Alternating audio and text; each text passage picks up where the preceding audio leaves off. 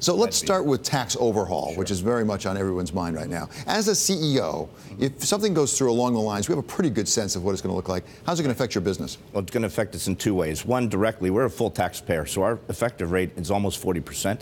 To the tune that it gets down to 20 or 22%, it's going to give us significantly extra cash to reinvest in our business. We're not going to dividend it back. We're not going to do share buybacks. We're going to invest in new trucks, better equipment, expanding our presence in new markets. So we're going to reinvest that money. So that's the first point. The second point is to the extent that it helps raise GDP from the 2.5% that's kind of the run rate right now to in excess of 3%.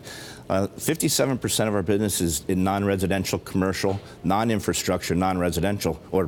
So what that's going to do, a better economy helps all that building in all of our major markets, which is more impactful to us as opposed to an infrastructure bill, per se. So there's a lot that's important in what you just said. Let's start with the first one. Okay. You're going to invest it in your business. Yes. That's something that people are disputing, whether that really would happen. Mm-hmm. You invest in your business. What happens when your shareholders at the next meeting say, wait a second, how come you kept it for yourself? Why didn't you give it to us? We're going to grow profits with it. We're going to grow EBITDA, which directly affects share price. So what specific move could you make to grow EBITDA with that extra cash? Extra trucks, for instance, extra volume, extra markets, new markets.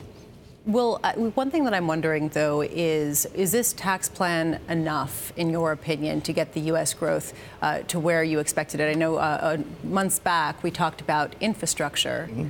And we were expecting an infrastructure spending plan. And there's questions about whether the U.S. government can do that, given the deficit.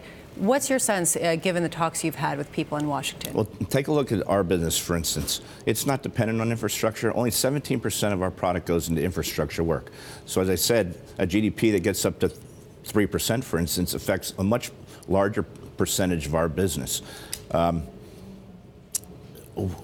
We don't depend on federal government spending. Our profits this year, with a very anemic infrastructure spend, increased 34% year over year. So there's something else driving our business outside of infrastructure. To the extent next year that an infrastructure bill gets passed, and I'm fairly optimistic that something will, just because of the great needs that continue to grow in that area. And 26 states passed gas tax increases just to fund the needs that they had in their states. It's going to be time that the federal government does something about that. And to the extent that that takes 17% of our business and gives us a further tailwind, we're in a really good spot right now.